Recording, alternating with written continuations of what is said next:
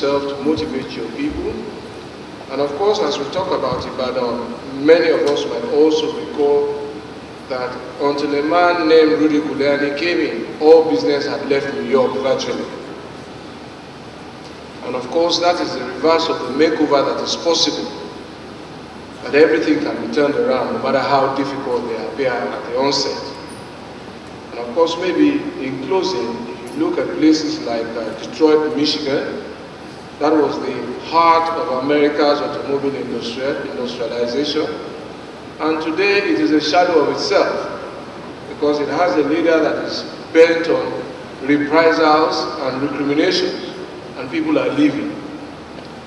And therefore, the test of leadership at all times really is great visioning, courage to set new frontiers, and it is in this respect that I congratulate the governor, the government, and the people of Ogun State for this very ambitious vision, a vision that is rightly focused, and I think that the governor and members of his team deserve a very, very resounding applause for daring the thing.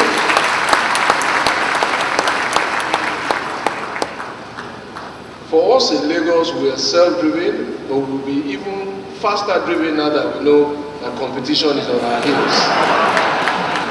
And I think this is the kind of competitive environment that our country needs, and that's why this time around I'm not working alone. Quite a number of the Lagos State Executive Council are with me here, the Commissioner for Economic Planning, the Commissioner for Commerce, and the Commissioner for Finance, and the General Counsel in the Governor's Office. So again, deliberately to deepen the handshake. Now, I like that part about feeding Lagos, because I like your father rice. And let me confess, immediately I landed at the secretariat, they offered me lafu with begiri. But unfortunately, I don't do amala, but I like your father rice. I like the clothing Lagos part too, because I like they're very beautiful. But the part that bothers me is when you are moving your non-compliant visitors, move them towards Republic of Benin, not Lagos.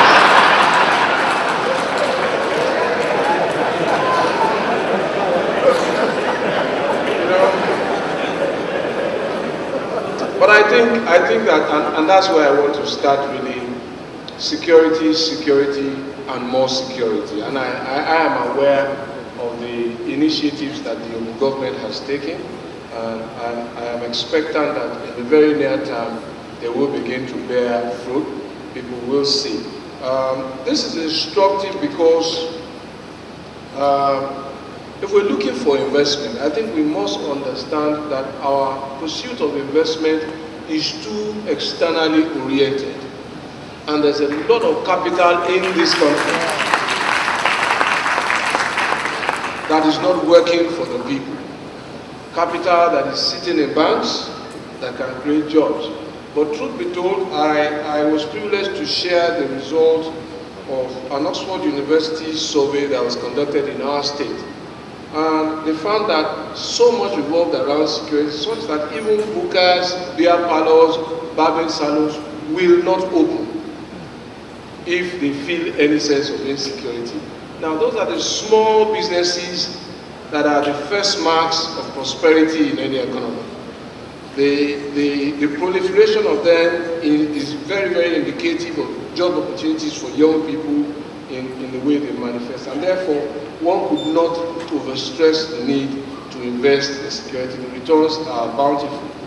Of course, following from that is law and order, an organized environment, a strong judiciary, a very virile and forward-looking parliament that exercises its powers very prudently and sensibly and in a business-like manner, and a judiciary that understands that commercial disputes should be dealt with in a commercial manner very expeditiously. Of course, I might add to that the consistency of policies. I think people must expect that when transactions are made with government, there must be a legitimate expectation that those transactions will endure. I understand as a leader that there will be margins for review, but there must be very little margins for reversal. And citizens must expect that when this kind of undertakings do happen, they will prosper. But having said that, I think I like to simply share my perspectives about the Investors Forum, about what we have done in Lagos. I think we started out somewhat like this many years ago, but I think this forum should metamorphose from an Investors Forum to a full economic summit that will have a root and branch examination of all sectors of the economy, linking up with the private sector from the beginning and ensuring that its continuity lies in the private sector rather than in the government.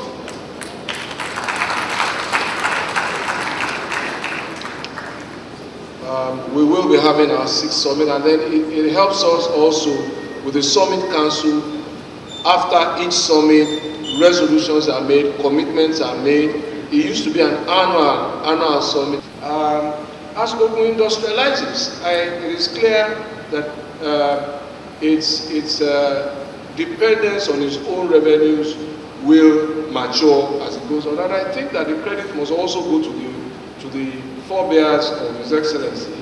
That because when I ask people that why can't we make a policy where every state keeps its value-added tax, and there are arguments that oh and that and ooh, and I say, but do you know what will be happening in your state in 50 years' time? Now, I think if Governor Bisi Onabanjo were alive today, he would be one of the happiest men, because it was the government under his administration that fought for the retention of the sales tax and value-added taxes in 1978 and 1979.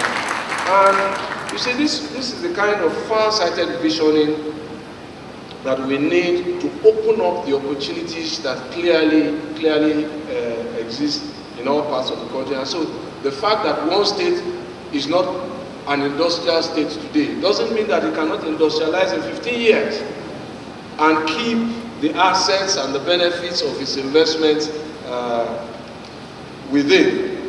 Of course, if any example of those mutual benefits were required, I continue to recall the kind of infrastructure commitments that we have in Lagos today, but most of the gravel, the granite and the stone that service them come from Ogun, the quarries in Ogun. So there will continuously be those exchange. By those investments in Lagos, we keep people at work here, working the quarries in Ogun, and we keep people at work in Lagos also, busy in the construction, and both economies are better for it. I'd like to offer to my brother, the governor, maybe what may be the quickest low-hanging fruit of the Dawn policy document that we launched in Lagos, which is for us to work together to improve access between the two states through the Shagamu-Ikorodu link.